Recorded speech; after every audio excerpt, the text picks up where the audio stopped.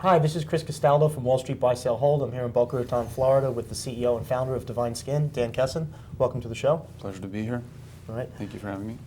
You're certainly a different type of company that we've had. We've had 22 companies present over the last 2 days. Why don't you tell us a little bit about your company for the people and our clients at home that can't be here on location? Why don't you tell them who you are and how you're going to accomplish your goals? Well, in a nutshell, Divine Skin is a biotechnology company that's actually profitable. And the way we accomplish that is by combining breakthrough research and innovation, but simultaneously commercializing products that make a difference in people's lives. And we feel that it allows us to focus aggressively on research while actually driving the actual revenue component of the business to make it a sustainable model, and without being a company that essentially just drains cash and has no revenue at all, which is the case for the vast majority of biotechs. Yeah, most of them are just money pits. Exactly. But you are turning a product. What kind of products do you specialize in? Well, we are a personal care company. We serve the entire personal care landscape. We have very creative, outside-the-box approach to thinking about new product categories and establishing new products within the marketplace. And this results from just continuous research into new therapies, and then. Would these products been like creams or cleansers? Well, it's everything. The personal care space involves everything. So think about think of us as a mini Procter & Gamble, a very mini Procter & Gamble, something like that, but in a much more innovative fashion, like sort of like the Apple in the industry.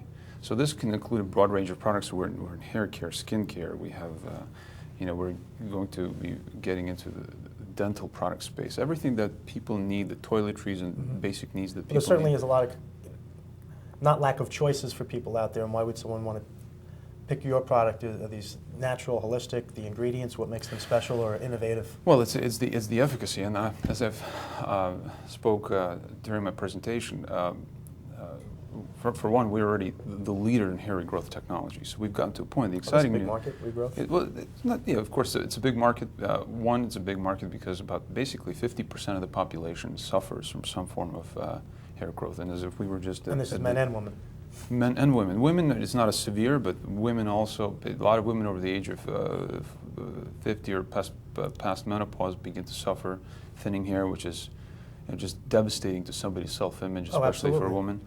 And as you just saw at the conference, the vast majority of the people who are attending are I guess a lot of people in the financial industry that pull their hair out will lose their hair. Well, I think we had an older crowd today, but so we've established we have a very unique approach to approaching disease in general. So we call this a multilateral approach to therapy. So, for example, if we look at some of the existing products, these include. The best-known products, these include Propecia, which is oral finasteride, or Rogaine, which is basically a minoxidil treatment. You need a prescription for those, right? Actually, no. You only need a prescription for finasteride, Propecia, but you don't need. Rogaine is basically over the counter on every street corner.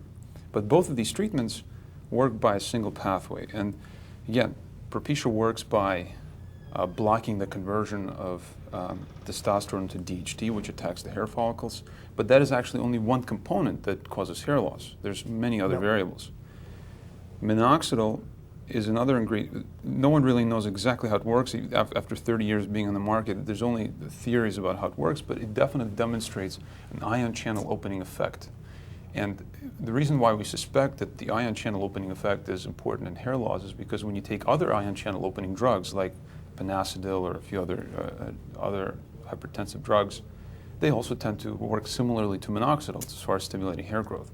But again, even if you combine the two, an aggressive therapy, a doctor may prescribe the patient both finasteride and minoxidil, and still that only would address maybe 2 or 3 of the variables and culprits in the disease. That doesn't address perifollicular fibrosis or the anti-aging component, the suppression of certain isozymes or the expression of certain growth factors in the scalp, etc. It's actually, it's a lot, probably too much to cover. Very now, complex. Yeah, it's not just a lot of information. Well, sounds like we can go on about that, but we are at the Undiscovered Equities Conference, and our viewers are looking for stocks to buy, and they're looking for stocks to buy now.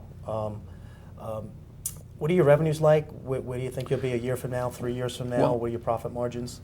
The revenues are very promising. Last quarter was 1.6 million. Okay. Year to date, Did you make money last quarter? Yeah, we were profitable. You were Very profitable. nice. So the company is 4 years old, was a little over 4 years, was self-financed up until basically the end of last year when we did the IPO. We went public, and then we've been trading only for the last 3 months on the OTC bulletin board. So, you know, this initial 4 years where the company was self-financed, it created a lot of discipline where you basically have to. You have to make money. You have to deliver results. And I assume that was because your otherwise, money, you know, family, friends? No, just me. Yeah, I'm just doing Wonderful. it entirely Well, on my own. Investors love stocks where CEOs have skin in the game and they run the company because it's their money, it's their blood, sweat, and tears. And if you don't make the company work, you don't get a paycheck, you can't put food on the table. So how much stock do you own? Blood, sweat, and tears is very much accurate description of. Well, I think happens. anyone who started their own company certainly knows what that painstaking process, but it's so, when you're making money, there's a lot more you get back other than a monetary figure. Yeah, but the fundamental, I mean, I think it's very important for everyone to understand that we really relentlessly focus on the fundamentals of being the best in our space, focusing on very disruptive marketing and niche marketing, which allows us to expand rapidly. Speaking of marketing, how do you market your product? Are you in retailers, distributors, we're everywhere. We're so again, this is something I spoke about during the presentation, but we have several different brands, so we can basically go into a very broad distribution network that covers basically every type of retail, spans every type from the very top, like Bergdorf Goodman and Neiman Marcus, all the way down to thousands of salons and spa doors across the country and distribution around the world. So, you know, and all that is really growing dramatically. Okay. And you said you did 1.7 last quarter? It's roughly 1.6 million. 1.6. Yes. Where do you think you'll be for the full year, this year, next year, 3 years from now? I really think I'm very confident we'll top 6 million for next year.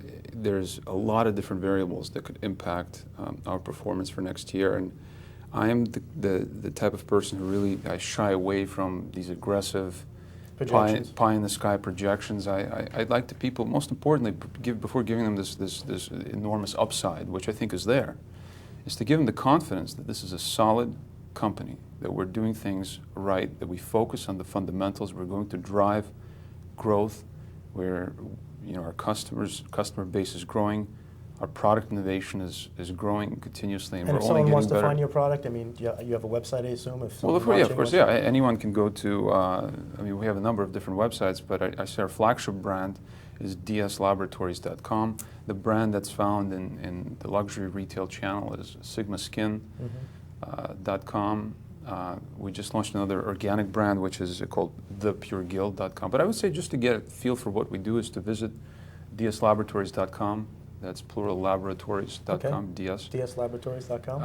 And to also visit sigmaskin.com. Sigmaskin.com. Okay, just to get a feel for what we're doing. But again, that is just what fuels the revenue. But in the back end, we've got research and development to products, which we think that it's hard to even quantify.